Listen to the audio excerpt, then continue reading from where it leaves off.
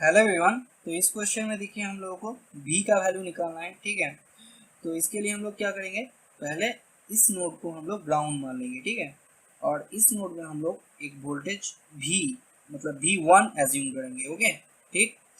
और इस नोड में अब हम लोग क्या करेंगे, एक KCL लगाएंगे, ठीक है। तो इस नोड में इनकमिंग करंट क्या है, 1 एम्पियर और 2 एम्पियर, ओके।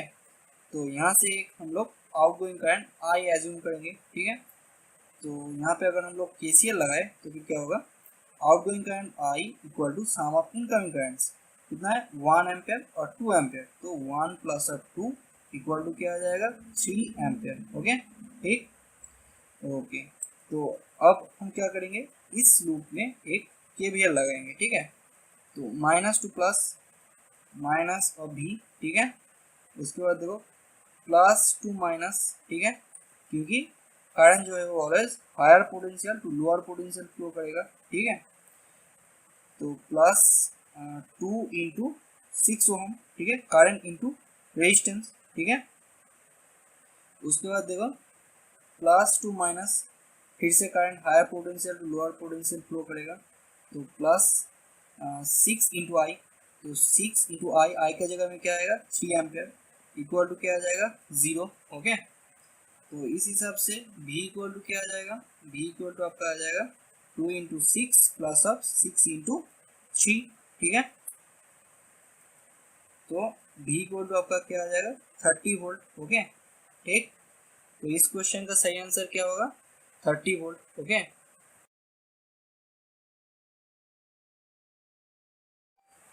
तो इस क्वेश्चन में देखिए ये दो टर्मिनल से हम लोगों को RTH मतलब थेवेनिन रेजिस्टेंस निकालना है, ठीक है। तो इसके लिए हम लोग क्या करेंगे, इस टर्मिनल में एक टेस्ट वोल्टेज लगा देंगे, ठीक है, ओके। तो यहाँ पे देखो हम लोग एक टेस्ट वोल्टेज VDC लगा रहे हैं, ठीक है, जहाँ से एक IDC करंट आ रहा है, ओके। तो हम लोगों को क्या निकालना है, VDC डिवाइडेड बाई IDC, ठीक है, क्योंकि यही है आपका RTH मतलब थेवेनिन रेजिस्टेंस, ओके, ठीक। तो इस सर्किट से हम लोगों को क्या पता चल रहा है कि IDC जो है वो I के बराबर है, ठीक है।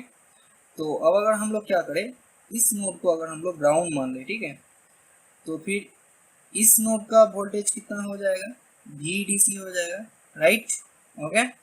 और इस नोड में अगर हम लोग एक KCL लगाए तो फिर क्या होगा, देखो इस नोड में इनकमिंग करंट कितना है, I है, मतलब IDC है, ठीक है।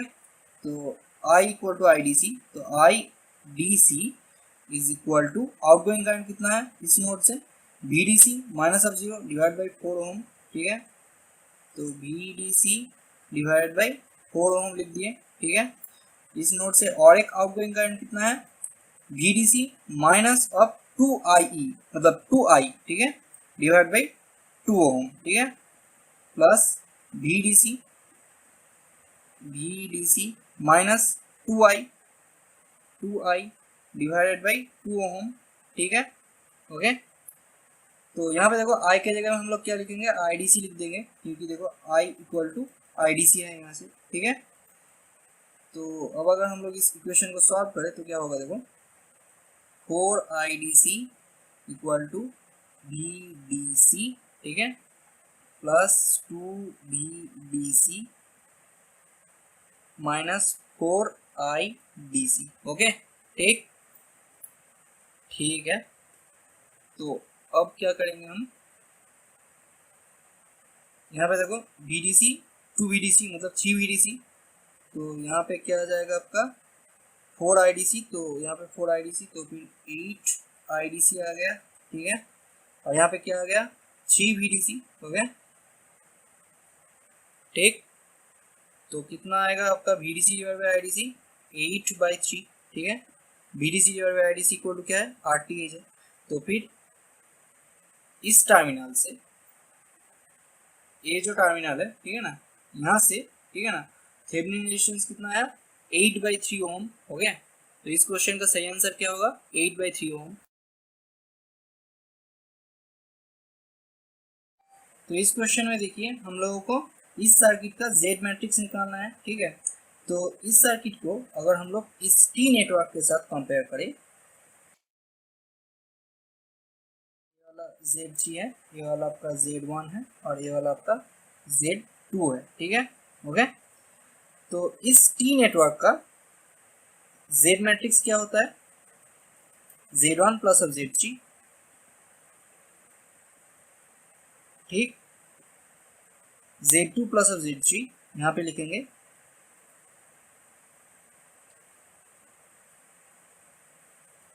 ठीक है। यहाँ पे क्या लिखेंगे, Z3 लिखेंगे और यहाँ पे आप लिखेंगे Z3, ठीक है। तो इस टी नेटवर्क का Z मैट्रिक्स जो है वो A है, ठीक है। तो अब अगर हम लोग इस टी नेटवर्क के साथ इस टी नेटवर्क को कंपेयर करें, ठीक है, तो फिर देखो Z1 इक्वल टू क्या है, 0 ओम, ठीक है। तो Z1 इक्वल टू आपका आ गया 0 ओम, ठीक है। Z2 इक्वल टू क्या है आपका 4 ओम, तो Z2 इक्वल टू आपका 4 ओम आ गया, ठीक है। Z3 इक्वल टू क्या है आपका 3 ओम, तो Z3 जो है वो आपका 3 ओम आ गया, ठीक है। तो इस हिसाब से अगर हम इस नेटवर्क का Z मैट्रिक्स निकाले तो क्या होगा, Z1 प्लस ऑफ Z3, तो Z1 कितना है 0 ओम और Z3 कितना है 3 ओम, तो 0 प्लस ऑफ 3 मतलब 3 ओम, ओके। Z3, तो Z3 की जगह में क्या लिखेंगे 3 ओम, तो यहाँ पे 3 ओम लिख दिए। यहाँ पे देखो Z3, तो यहाँ पे क्या लिखेंगे 3 ओम लिख देंगे, ठीक है। और यहाँ पे देखो Z2 प्लस ऑफ Z3, तो Z2 की जगह में क्या लिखेंगे 4 ओम और Z3 की जगह में क्या लिखेंगे 3 ओम, तो 4 ohm plus of 3 ohm equal to क्या आ जाएगा 7 ओम, ओके। तो इस सर्किट का जो Z मैट्रिक्स है वो A है, ठीक है। तो इस क्वेश्चन का सही आंसर क्या है, A वाला मैट्रिक्स, ठीक है।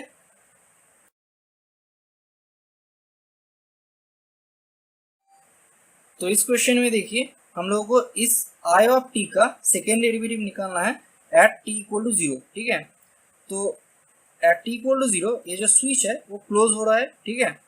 और ये जो इंडक्टर है, ठीक है, ये जो इंडक्टर है ये इनिशियली रेस्ट में है, ठीक है। तो for t is greater than 0 अगर हम लोग सर्किट ड्रॉ करें तो फिर क्या होगा, सर्किट ऐसा दिखेगा, ठीक है, for t is greater than 0। तो अब अगर हम लोग यहाँ पे KVL लगा दे तो फिर क्या होगा, देखो माइनस टू प्लस, तो minus of v, okay, plus two minus plus r into I of t, ठीक है। और यहाँ पे देखो प्लस टू माइनस, तो इस इंडक्टर के अक्रॉस का वोल्टेज कितना होगा L into D I D T, okay, ठीक। लूप कंप्लीट तो इक्वल टू 0, ठीक है।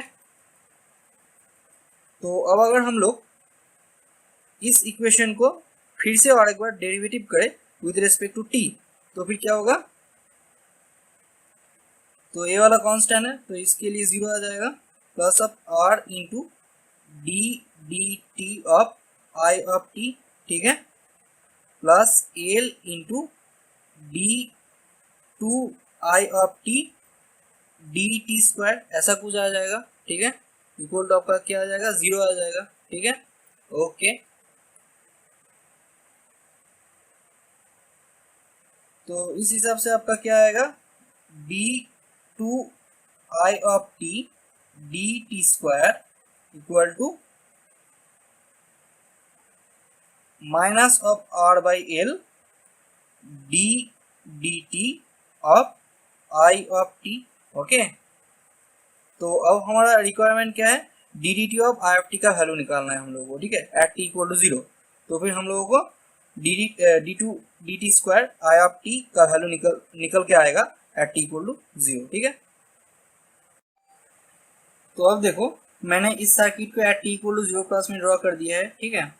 तो यहाँ पे देखो इस इंडक्टर को मैंने ओपन सर्किट से रिप्लेस क्यों किया है, क्योंकि देखो इंडक्टर का current at T equal to 0 plus में कितना होगा, आई एल ऑफ 0 प्लस कितना होगा, आई एल ऑफ 0 माइनस के इक्वल होगा, ठीक है।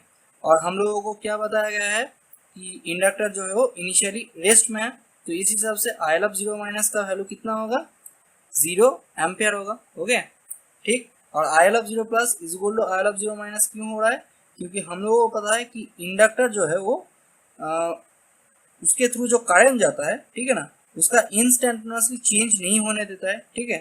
तो इसीलिए I L of zero plus is equal to I L of zero minus is equal to 0 ampere.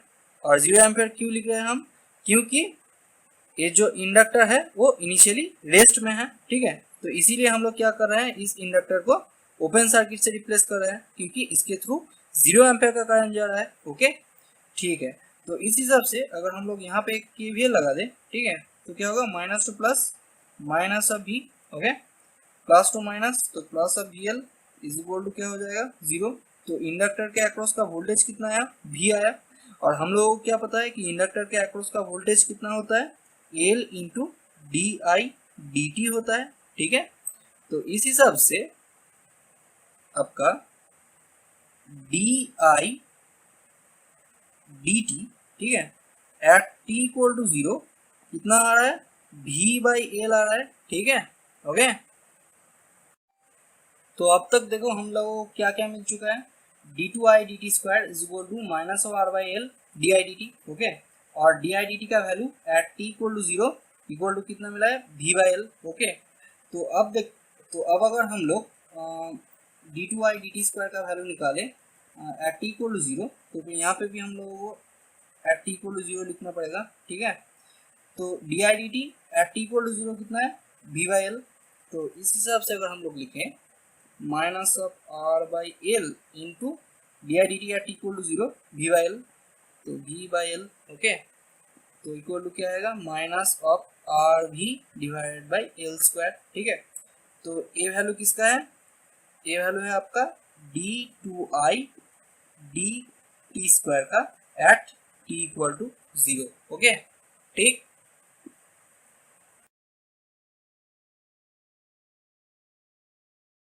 तो इस क्वेश्चन में देखिए एक सीरीज आरएलसी सर्किट दिया गया है, ठीक है, और mod of VL is equal to mod of BC is equal to 2 VR दिया गया है, ठीक है। तो यहाँ से हम लोगों को ये पता चल रहा है कि ये वाला सर्किट किसमें है, रेजोनेंस में है, ठीक है। क्योंकि जब कोई भी सर्किट, कोई सीरीज आरएलसी सर्किट रेजोनेंस में हो, तब वोल्टेज अक्रॉस द इंडक्टर, मतलब magnitude of voltage across the inductor is equal to magnitude of voltage across the capacitor, okay. और ये जो सोर्स वोल्टेज है वो किसके इक्वल हो जाता है, इस वोल्टेज अक्रॉस द रेजिस्टेंस के इक्वल हो जाता है, ठीक है। मतलब V को अगर हम लोग सोर्स वोल्टेज मान ले, तो V इज इक्वल टू क्या हो जाता है, VR हो जाता है। मतलब source voltage is equal to voltage across the resistance हो जाता है, ठीक है। और mod VL is equal to mod VC is equal to QV हो जाता है, ठीक है, ओके, QV हो जाता है, ठीक है। तो यहाँ पे हम लोग यहाँ से क्या लिख सकते हैं, तो यहाँ से हम लोग क्या लिख सकते हैं कि mod VL is equal to 2VR, ठीक, ओके। तो अब देखो mod VL divided by VR, ठीक है, इज इक्वल टू 2। तो इसका मतलब क्या है, mod VL divide by V, क्योंकि V और VR जो है वो सेम होता है एट रेजोनेंस। तो इस हिसाब से देखो मॉड VL डिवाइडेड बाई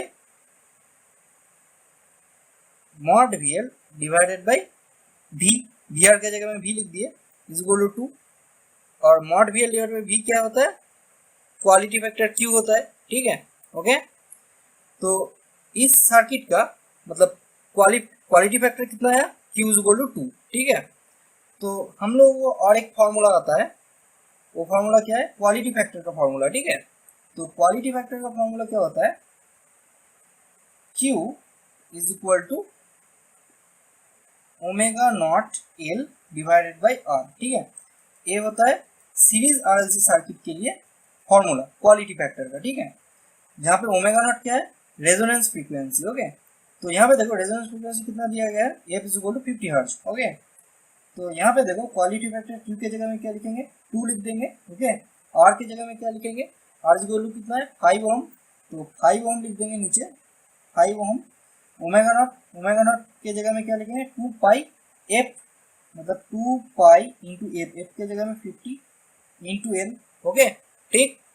तो यहाँ से अब हम लोग क्या करेंगे, एल का वैल्यू निकाल लेंगे। तो एल इज इक्वल टू क्या होगा, एल इज इक्वल टू आपका आएगा 1/10 पाई। ओके ठीक। तो हम लोगों को कुछ कुछ वैल्यू याद रखना होगा, क्योंकि एग्जाम में तो कैलकुलेशन मतलब कैलकुलेटर तो नहीं रहेगा, तो इसलिए 1/पाई का वैल्यू आप लोगों को याद होना चाहिए। तो 1/पाई का वैल्यू कितना है? 1/पाई का वैल्यू होता है आपका 0.318। ओके ठीक, 0.318 होता है आपका 1/पाई का वैल्यू। 1/पाई डिवाइड बाई 10 ठीक, एल का वैल्यू। तो यहाँ पे अगर हम लोग 1000 के साथ मल्टीप्लाई कर देते हैं तो किस में आ जाएगा? मिली हेनरी में आ जाएगा। तो इस हिसाब से कितना आएगा एल का वैल्यू? एल का वैल्यू आपका आ जाएगा 31.8 मिली हेनरी। ओके ठीक, तो इस क्वेश्चन का सही आंसर क्या होगा? L is equal to 31.8 milli henry. Okay